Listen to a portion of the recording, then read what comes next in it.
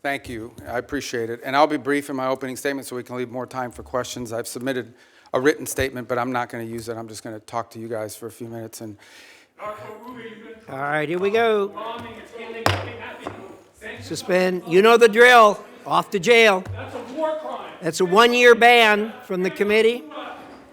Anyone who is a persistent violator will be banned for 3 years. So don't know whether the guy falls in that category. Looks like it. I hope after 3 years he'll find a more productive means of employment. Secretary Rubio, we have 2 hearings a week. You seem to have a more robust following than most of our witnesses that come before us. But anyway, there'll be a couple more, so thank you for stopping the clock, but I appreciate it. So, and I know there's a lot of other topics you're going to ask me about, so we can talk about those, including the ones that Senator Shaheen just outlined. But let me just talk about Venezuela in particular. Please.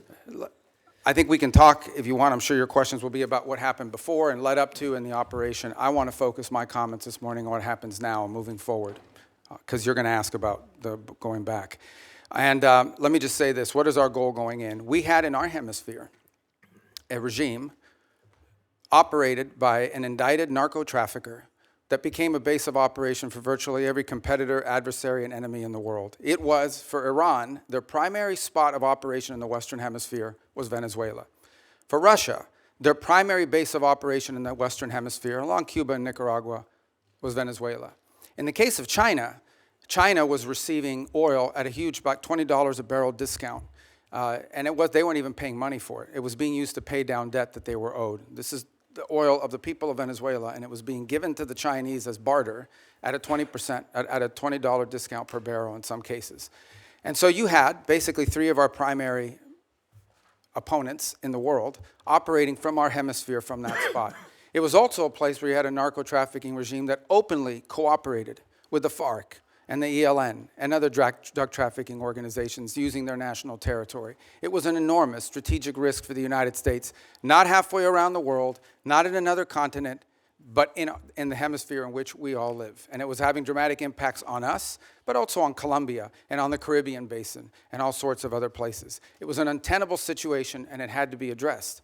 And it was addressed. And now the question becomes what happens moving forward. As I've described to you in previous settings and in individual conversations, we had 3 objectives here. The final, I'll work it backwards, because the end state here is we want to reach a phase of transition where we are left with a friendly, stable, prosperous Venezuela, and democratic, in which all elements of society are represented, and free and fair elections. By the way, you can have elections. You can have elections all day. But if the opposition has no access to the media, if opposition candidates are routinely dismissed and unable to be on the ballot because the government, those aren't free and fair elections. That's the end state that we want: free, fair, prosperous, and friendly Venezuela. We're not going to get there in 3 weeks. It's going to take some time. And so objective number 1 was stability. In the aftermath of the removal of Maduro, the concern was what happens in Venezuela. Is there civil war? Do the different factions start going at each other? Are 1 million people crossing the border into Colombia? All of that has been avoided. And one of the primary ways that it has been avoided is the ability to establish direct, honest, respectful, but very direct and honest conversations with the people who today control the elements of that nation, meaning the law enforcement, the government apparatus, et cetera. And one of the tools that's available to us is the fact that we have sanctions on oil. There is oil that is sanctioned that cannot move from Venezuela because of our quarantine. And so what we did is we entered into an arrangement with them. And the arrangement is this: on the oil that is sanctioned and quarantined, we will allow you to move it to market. We will allow you to move it to market at market prices, not at the discount China was getting. In return, the funds from that will be deposited into an account that we will have oversight over. And you will spend that money for the benefit of the Venezuelan people. Why was that important?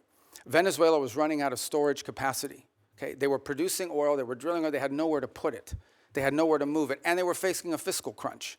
They needed money in the immediacy to fund the police officer, the sanitation workers, the daily operations of government.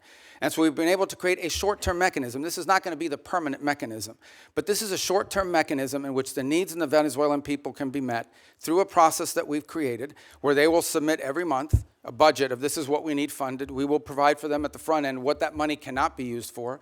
And they've been very cooperative in this regard. In fact, they have pledged to use a substantial amount of those funds to purchase medicine and equipment directly from the United States. As in fact, one of the things they need is dilutin, depending how you want to pronounce it. And that basically is the light crude that you need to mix with their heavy crude in order for the oil to be able to be mixed and moved. They used to get 100% of that from Russia. They are now getting 100% of that from the United States. So we're using that short-term mechanism both to stabilize the country, but also to make sure that the oil proceeds that are currently being generated through the licenses we'll now begin to issue on this sanctioned oil goes to the benefit of the Venezuelan people, not to fund the system that existed in the past. The second is a period of recovery. And that is the phase in which you want to see a normalized oil industry. Again, look, we've got plenty of oil. There's plenty of oil all over the world. Canada produces heavy crude, so it's not like Venezuela's oil is unique in that regard, despite the fact they have the largest known reserves in the world. It's not irreplaceable. But we understand that that is the lifeline. Their natural resources are going to allow Venezuela to be stable and prosperous moving forward. And so we have created what we hope to do is transition to a mechanism that allows that to be sold in a normal way, a normal oil industry, not one dominated by cronies, not one dominated by graft and corruption. To that end, the authorities there deserve some credit. They have passed a new hydrocarbon law that basically eradicates many of the Chavez-era restrictions on private investment in the oil industry. It probably doesn't go far enough to attract sufficient investment, but it's a big step from where they were 3 weeks ago. So that's a major change. We can address some of the other components, but I'll run out of time.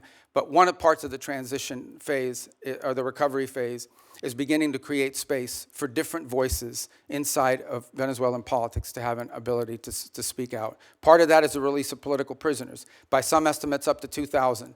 They are releasing them. They are releasing them probably slower than I would like them to, but they are releasing them. And in fact, you're starting to see some of the people being released beginning to speak out and participate in political life in the country. We have a long ways to go. Look, we can talk in more detail about all of these things. Suffice it to say, I'm not here to claim to you this is going to be easy or simple. I am saying that in 3.5, almost 4 weeks, we are much further along on this project than we thought we would be, given the complexities of it going into it. And I recognize that it won't be easy. I mean, look, at the end of the day, we are dealing with people over there that have spent most of their lives living in a gangster paradise. So it's not going to be like from one day to the next, we're going to have this thing turn around overnight. But I think we're making good and decent progress. It is the best plan, and we are certainly better off today in Venezuela than we were 4 weeks ago.